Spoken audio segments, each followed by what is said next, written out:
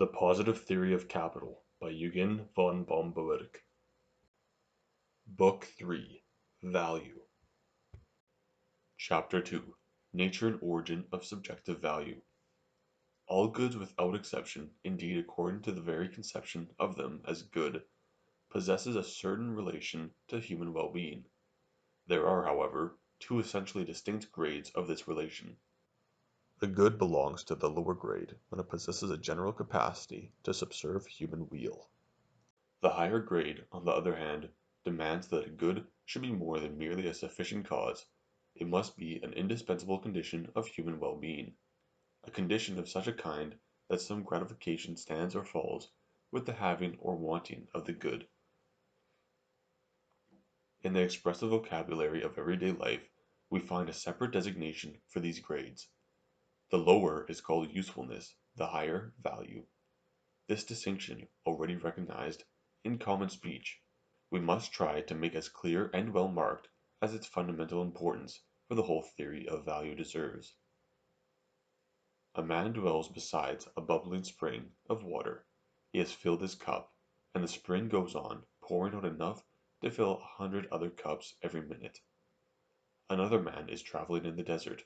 A long day's journey over glowing sand still divides him from the nearest oasis, and he has come to his last cup of water. What is the relation in each case between the cup of water and the well-being of its owner? A single glance shows us that the relation is very dissimilar, but wherein lies the difference? Simply that in the former case we have only the lower grade of the relation we call well-being, that of usefulness.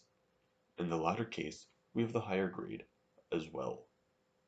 In the first case, just as the second case, the cup of water is useful, that is, capable of satisfying a want, and, moreover, in exactly the same degree, for evidently the refreshing qualities of the water, the qualities on which its capacity to quench thirst is based, such as coolness, taste, etc., are not in the least degree weakened by the fact that other cups of water chance to possess similar properties, nor, in the second case, are these refreshing qualities in the least augmented by the accidental circumstances that there is no other water near.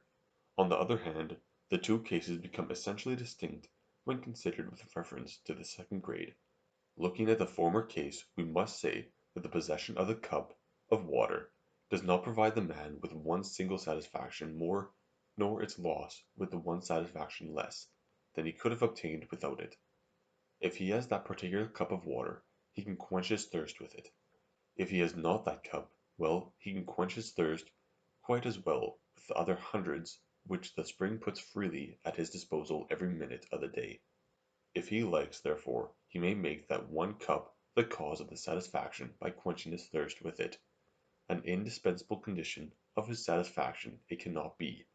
For his well-being it is dispensable, unimportant, indifferent. It is quite otherwise in the second case.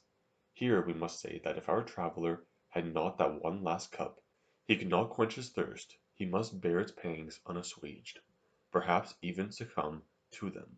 In the cup of water then, in this case, we see not merely a sufficient cause, but the indispensable condition, the sine qua non of human well-being.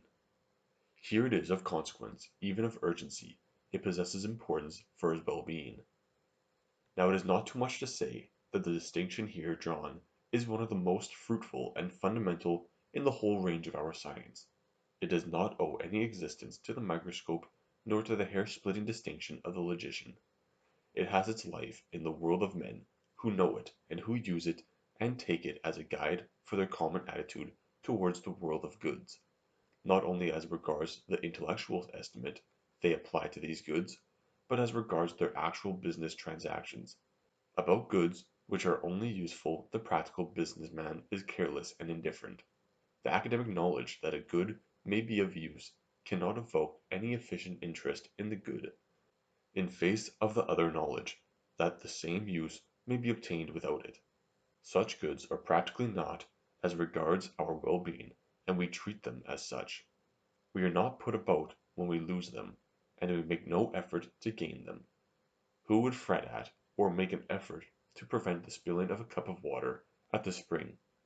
or the escape of a cubic foot of atmospheric air.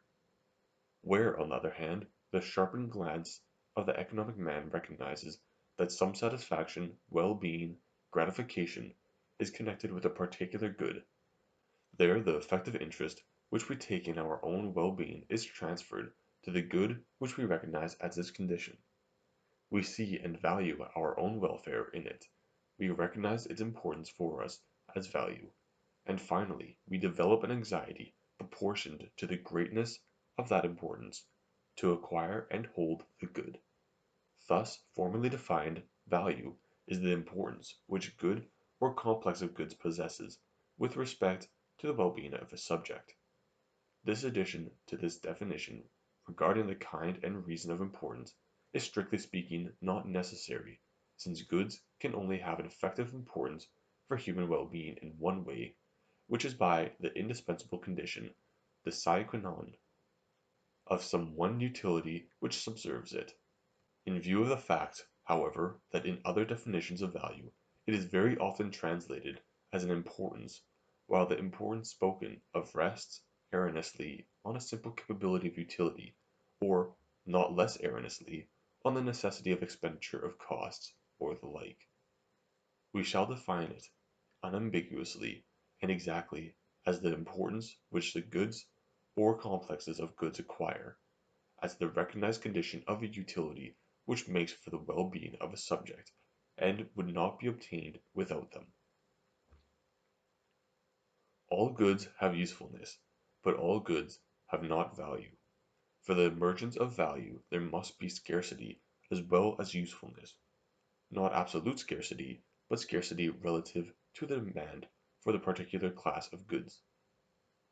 To put it more exactly, goods acquire value when the whole available stock of them is not sufficient to cover the wants depending on them for satisfaction, or when the stock would not be sufficient without these particular goods.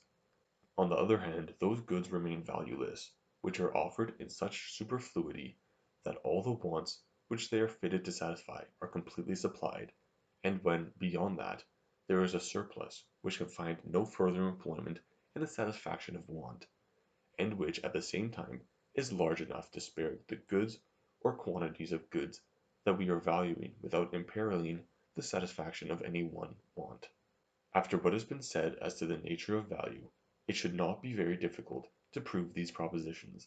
When the supply of goods is not sufficient, and some of the wants which they are adapted to satisfy must remain unsatisfied, it is clear that the loss of even a single good involves the loss of a possible satisfaction, while the addition of a single good involves the acquisition of a satisfaction otherwise impossible, and it is clear, consequently, that some gratification or form of well-being depends on the existence of that good. Conversely, it is quite as clear that if goods of any class are to be had in superfluity, there is no harm done if one of the goods be lost, since it can be immediately replaced from the superfluous stock, nor any utility got if another such good be added, since it cannot be employed in any useful way. Suppose, for instance, that a peasant requires 10 gallons of water per day, and no more for general purposes, save for his own drinking, for that of his family and servants, for watering his cattle, for cleansing, flushing, etc., and suppose that the only spring within reach supplies no more than 8 gallons a day. It is quite evident that he cannot spare one single gallon from his water supply without suffering, to a more or less sensible extent, as regards the wants and aims of his economy. Every gallon in this case is the condition of a definite sphere of usefulness. Even if the spring supplied just 10 gallons, this would still be true, but if the spring supplied 20 gallons per day, it is just as obvious that the loss of 1 gallon would not do the slightest injury to our peasant. He can only employ 10 gallons usefully, and he must let the other 10 gallons flow away unused.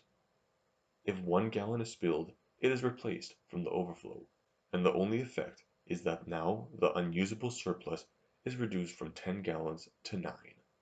Now as it is the insufficient, or the barely sufficient, goods that are the objects of economical care, the goods we economize, or endeavor to acquire and keep, while such goods as are to be had in superfluity are free to everybody.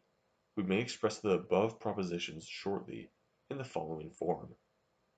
All economical goods have value. All free goods are valueless. In any case, it must steadily be borne in mind that it is only relations of quantity that decide whether any particular good is merely capable of use, or is also the condition of a utility for us.